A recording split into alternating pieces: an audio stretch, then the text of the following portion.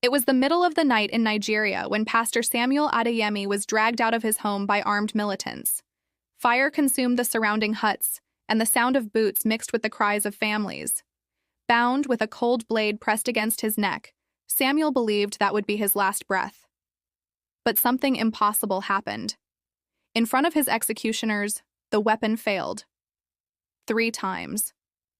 What was meant to be an execution turned into a miracle that no one present could explain. Today, you will hear the true story of the man who defied death and witnessed God intervene in a supernatural way before the eyes of his enemies. Get ready, because what is about to be revealed will challenge all human logic and rekindle your faith in divine power. And to begin, make sure you are already subscribed, like the video, and tell me where you are watching from, because this story is going to move you deeply. I was born in a small village in northern Nigeria, a place where the sun's heat seemed to never rest and fear was part of daily life. Since childhood, I learned to run before I learned to dream, because in every distant noise, in every flash on the horizon, there was always the threat of another attack. Poverty was not just material, it was a state of mind. People lived with little, spoke softly, and prayed loudly. And I, in the middle of it all, believed I already knew faith. I grew up hearing that God protects the brave, and perhaps because of that, I confused courage with pride. I became a pastor very young, perhaps younger than I should have. People saw me as a leader, someone who faced the militias without fear, who preached in the squares and challenged anyone who dared to mock the name of God. But inside me, there was something no one could see. I wanted to be admired, not just faithful. I believed the strength of a man of God was in the tone of his voice, in his firm gestures, in his unshakable posture. I preached about trust, but at night, when silence took over the village and the distant sound of gunfire cut through the wind, I shrank. Each shot echoed inside my chest, reminding me that maybe I was not as brave as I pretended to be. There was a paradox inside me. I spoke about faith, but lived as if I depended only on myself. I prayed for miracles, but planned my escape routes. And the more I preached, the emptier the thirst felt. People called me the invincible pastor, but that word weighed on me. Invincible. I knew I was not. I knew that one day, the courage I displayed would collide with the fear I tried to hide. My wife, Amina, saw that in me. She used to say my faith was made of fire, but that fire not born from God consumes more than it illuminates. I smiled and changed the subject. She spoke calmly, with that gaze that seemed to see through the soul, and told me, Samuel, whoever wants to control everything, ever truly surrenders anything. I pretended not to hear, because accepting that would mean admitting that my ministry had become more about me than about God. On Sunday services, the temple was full. Men and women came from afar to hear my words, and I felt pride swelling in my chest. The children looked at me as if I were a hero. I spoke with authority, denounced sin, quoted verses with a firm voice. But when the lights went out and I was alone, one question haunted me. If one day my faith were put to the test, what would be left of me? I thought courage was about speaking, not about being silent. I thought faith was about facing danger, not acknowledging one's own weakness. Until one night, danger stopped being just a distant sound. It arrived. It was late afternoon, the sky was red like embers, and the air carried a strange smell of smoke. The children were playing near the church, and Amina was preparing dinner when the first scream echoed. It was a scream I had heard before, but never so close. They are coming. Someone shouted while running down the street in panic. When I looked out the window, I saw flames rising as if the ground itself had opened. The militias had arrived. Chaos broke out in seconds. I yelled for Amina to grab the children, but the noise of the explosions drowned out my voice. The sky turned red, people were running, and the air grew so hot that breathing hurt. I tried to take my family to a small clay hut behind the church. It was tiny, but it had always served as shelter. I believed we could hide there until dawn. I was wrong. Before we could close the door, 4 armed men appeared. One of them shouted in a language I barely understood. Another grabbed me by the arms and pushed me outside. I fought back, tried to resist, but the blow came fast and hard. I tasted blood. I heard Amina scream, and the children crying as if the world had ended. I tried to speak, but I was dragged out like an animal. When I opened my eyes, I was on my knees in an open field. The fire lit up the faces of the militants, and the smell of smoke mixed with sweat and terror. Around me, other men were also on their knees, their hands tied. I recognized some, neighbors, friends, people who prayed with me every Sunday. None of them spoke a word. The silence was heavy, broken only by distant screams and the crackle of fire. In that moment, I realized that all the courage I had preached had dissolved. I was not the strong pastor everyone saw. I was just a man afraid, a man powerless before death. And it was there, on the ground, that I spoke to God in a way I never had before. I did not use rehearsed words. I did not quote verses. I did not try to sound devout. I just cried, Lord, if there is still something you want from me, show me. If I have not yet fulfilled the purpose, do not let me die now. Those were the only words I could say. I did not ask for salvation. I asked for forgiveness, for my arrogance, for my vanity, for believing that I was the one who controlled time and destiny. The executioner came to me. I remember the glint of the machete reflecting off the surrounding fire. He didn't say anything. He just raised his arm. And then time stopped. I swear, time really stopped. The wind ceased. The fire seemed to diminish. And the sound of crickets, of screams, of everything, disappeared. I felt a silence so profound it hurt. I closed my eyes and waited, but instead of the blow, I heard a voice. It wasn't human. It was firm, but serene. Samuel, it's not your time yet. I slowly opened my eyes. The man was still in front of me, but he seemed confused. The blade trembled in his hands. He tried again and the metal shattered. The sound was dry, like the crack of trapped thunder. He looked around, startled, and one of the other soldiers shouted something. Another tried to pick up the broken weapon, but when he raised the second machete, it also broke. I could barely breathe. He felt no fear, only a peace he had never experienced. It was as if an invisible light enveloped me, a presence unseen but palpable. The men screamed, some retreated. And when the third tried, the same thing happened. The metal broke again. That night, meant to be my end, became the beginning of something I didn't yet understand. I didn't know if I would live, but I knew that something inside me had changed. The despair that had overwhelmed me minutes before gave way to total surrender. For the first time, I didn't want to fight, I just wanted to trust. As I remained kneeling, I realized that the field, covered in fire and ashes, had transformed into an altar of surrender. And although the world around me still burned in chaos, a different kind of faith was being born within me, a faith that needed neither applause, nor titles, nor control. A faith that knew that if God says, it is not yet time, not even death itself can act. And it was there, between fear and miracle, that I began to understand what it truly means to trust. I didn't know that that experience would only be the beginning. Because the true test of faith isn't surviving. It's what you do after you survive. When the sound of the third crack echoed in the air, everything fell silent. None of the men dared to move. Smoke still covered the field. The fire continued to burn all around, but something had changed. I remained kneeling, my hands still bound by the ropes, feeling the ground vibrate beneath my knees. They looked at me as if they were facing something they couldn't comprehend. The one holding the machete, now broken into, took a step back, his face contorted with pure terror. Another shouted something I didn't understand and began to run, stumbling amidst the embers. And one by one, the others followed him, as if fleeing a force that was pushing them away. I stood there, alone, my heart beating slowly, trying to understand if I was still alive or if I had already crossed over to another place.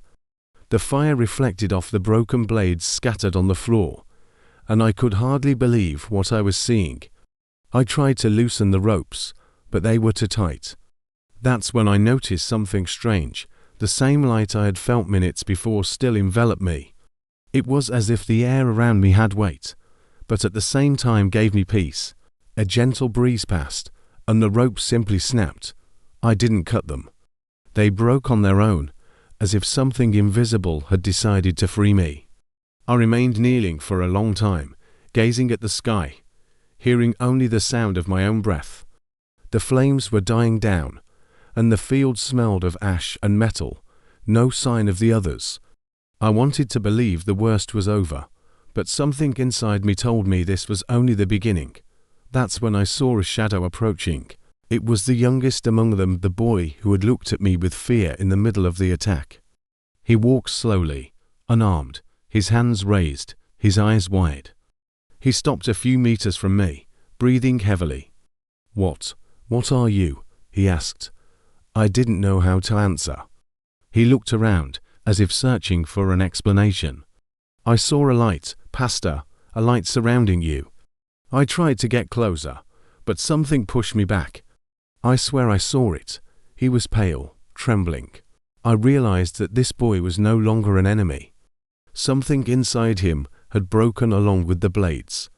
I spoke in a low voice, still unsure what to say. It wasn't me. It was God. He fell to his knees, his head in his hands, and began to cry. I just watched. I didn't know what to do with it. That night, I managed to return to the village. The streets were covered in ash, but the miracle didn't stop there. My house was still standing. And most unbelievably, my wife and children were alive. Amina ran towards me. The children followed her, and we hugged as if the world had stopped. I cried, not from fear, but from gratitude.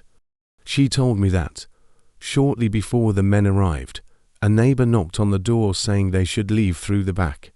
He seemed to know something was going to happen, she said. But nobody knew who that man was. Then he disappeared. News of what happened that night spread like wildfire.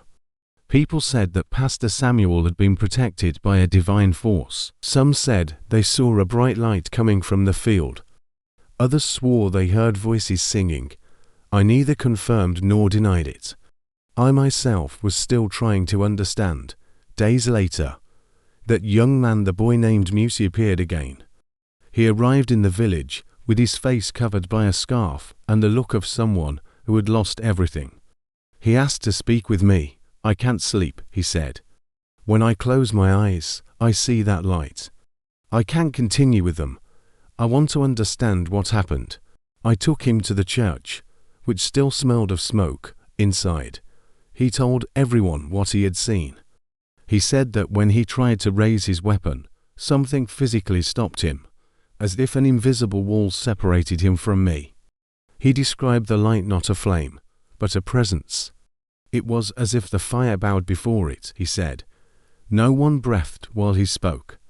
When he finished, he remained silent for a long time, and then added, "I saw God there. There is no other explanation." That confession changed everything. The whole village gathered, and for the first time in many years, everyone prayed together. The faith, which had previously been whispered in fear, was proclaimed aloud again. I was no longer the same man, and neither were they. The massacre that had been planned to extinguish our faith ended up igniting something much greater. But miracles, when they are real, don't always bring only joy.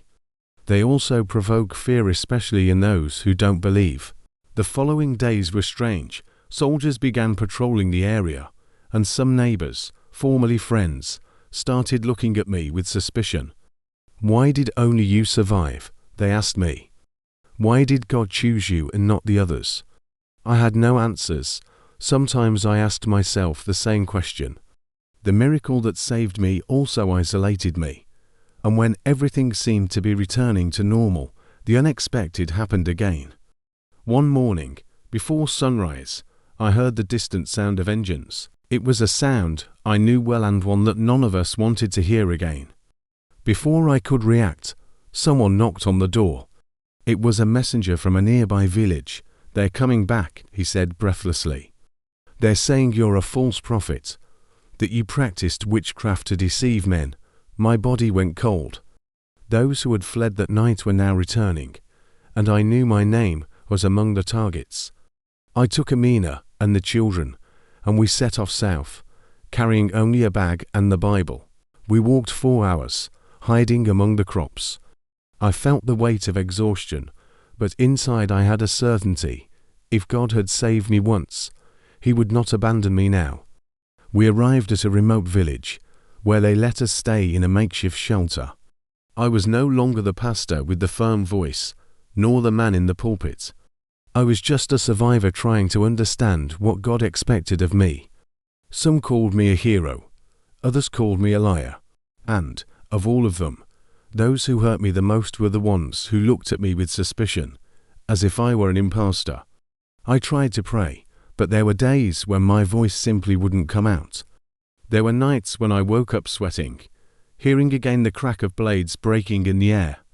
One night, I looked at the shelter's ceiling and asked God, "Why did you let me see so much blood and so much pain? Why did I live when so many didn't return home?" Silence was the answer.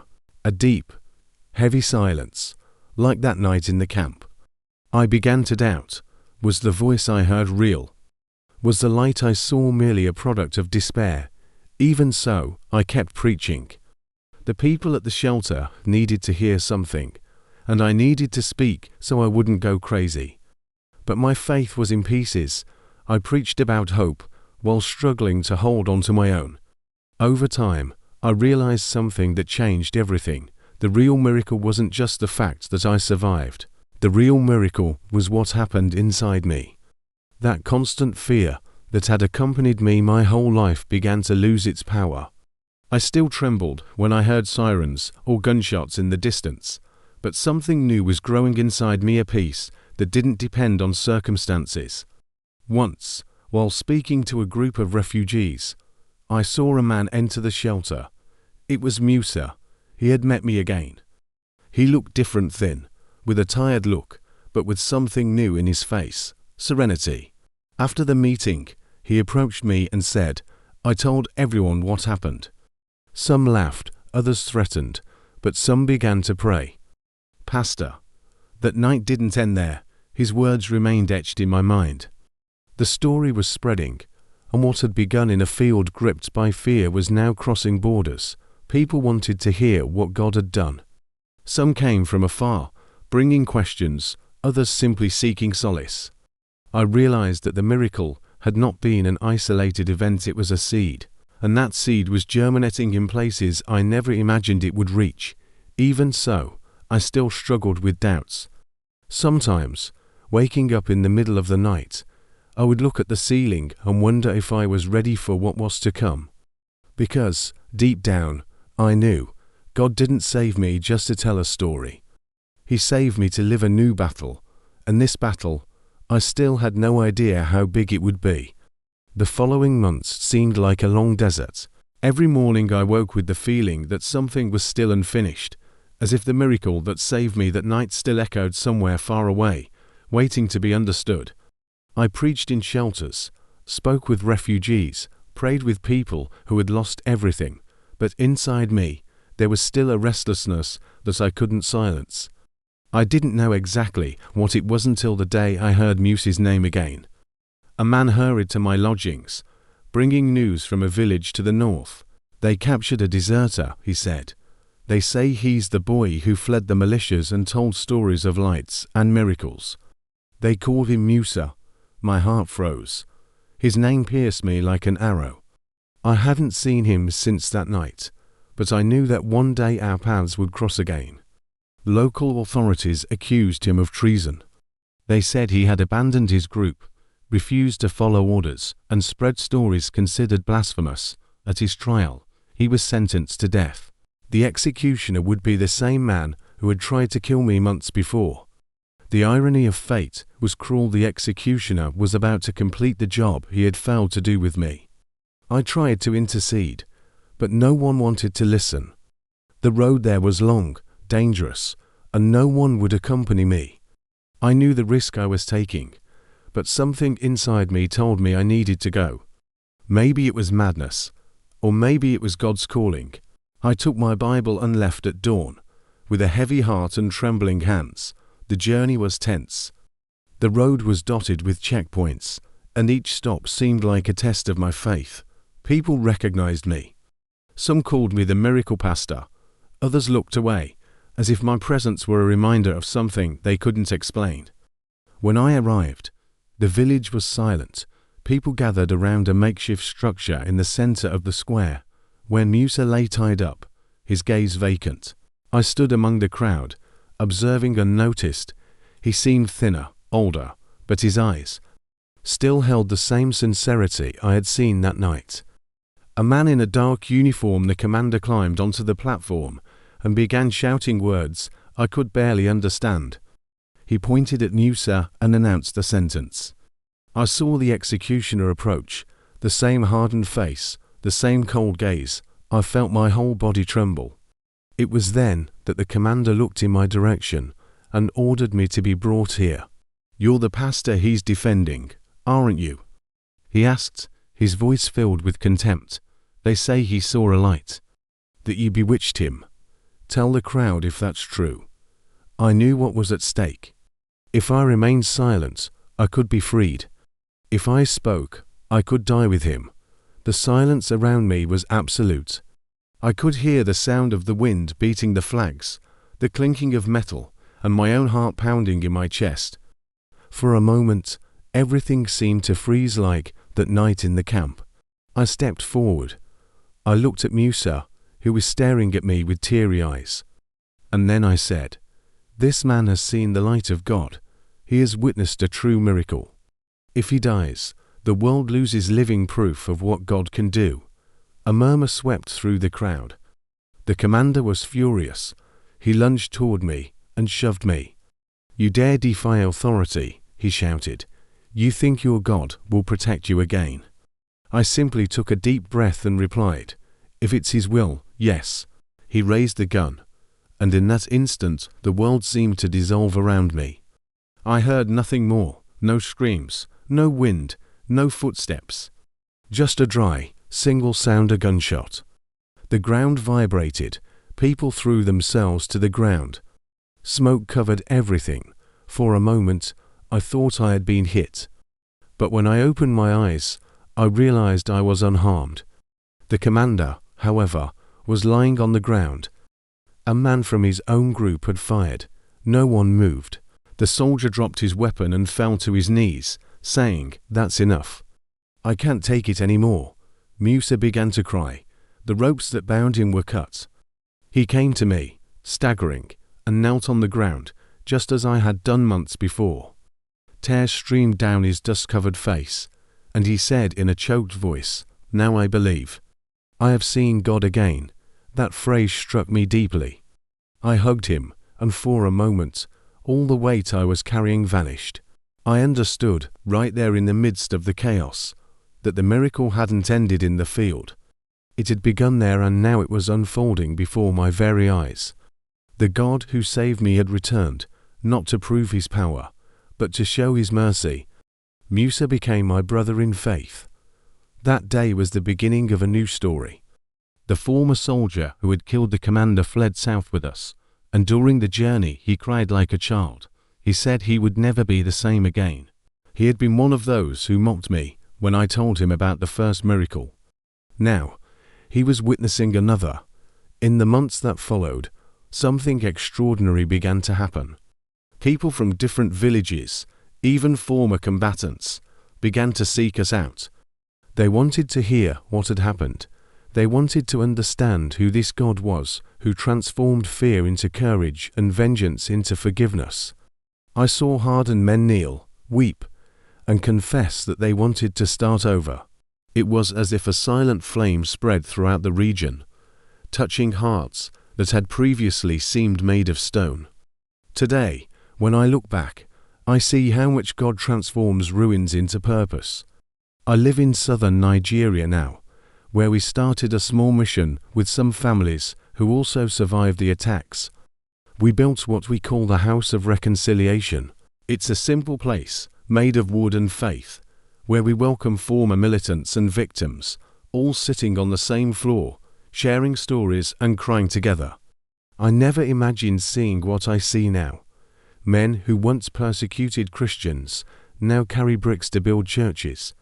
Those who burned houses now build schools. Some are learning to read the Bible for the first time, syllable by syllable, with trembling hands and teary eyes. And every time I see this, I remember the night it all began. My voice, once full of pride, now breaks easily. Sometimes, during sermons, I need to stop, breathe, and hold back tears. I speak of forgiveness because it is forgiveness that has set me free. I tell everyone that forgiveness is the most powerful weapon God has placed in our hands. Hatred destroys quickly, but forgiveness rebuilds slowly, and what is born of grace is never shaken again. I often say that I wasn't saved to tell a story of victory, but to tell a story of transformation, because the true power of God lies not only in preventing death, but in teaching us to live in a way that gives life meaning. I remember Muse's look when we preached together for the first time.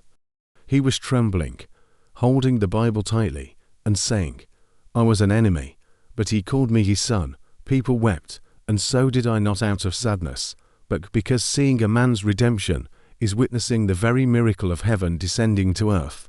Sometimes I walk through the destroyed villages and see children playing where before there was only ashes. Faith has been reborn. And whenever someone asks me how I managed to forgive, I answer what I learned in the fire. Faith doesn't deliver us from the fire, it walks with us inside it. There are days when the wind blows and brings back the smell of smoke. I close my eyes and return to that night, to that moment when the blade fell and time stood still. And then I remember that God not only saved me, He called me. He called me to be a living witness that evil never has the last word. And that is why, as long as I have a voice, I will continue telling this story. Not to exalt what I have lived through, but to remind the world that the same God who broke the blade is the God who breaks hatred, despair, and fear. He is the God who transforms enemies into brothers, wounds into faith, and tears into seeds of hope. Even today, when I see Musa walking among the children, teaching the verses I once rejected, I feel the same thrill I felt in the field. It's a living reminder that God's miracles don't end, they simply change form, spreading wherever there are hearts willing to believe. And so we continue, amidst ruins and reconstruction, between tears and praise, certain that the miracle never ended, it only began. If you've made it this far, perhaps you're feeling the same way many felt when they first heard this story. A shiver that doesn't come from fear, but from the presence of something greater. Because what happened to Samuel wasn't just a distant miracle. It's a reminder that God still acts, still speaks, and still saves. Perhaps you too are going through a time when everything seems lost, but today you saw that when God says, "It's not yet time," no force on earth can stop what He has decided to accomplish. If this video resonated with you, please give it a like, subscribe to the channel, and turn on notifications so you don't miss the next testimony, an even more impactful story. Boko Haram tried to burn Christian missionaries in Nigeria, but an invisible wall appeared. You won't believe what God did in that place. And if you've made it to the end of this video, please write in the comments below, "I love Jesus." This shows that you are part of this community of faith and hope that is growing every day. The same God who saved Samuel is the God who is reaching hearts now, including yours. Stay with us, share this message, and never forget, where there is faith, miracles happen, even when eyes cannot yet see.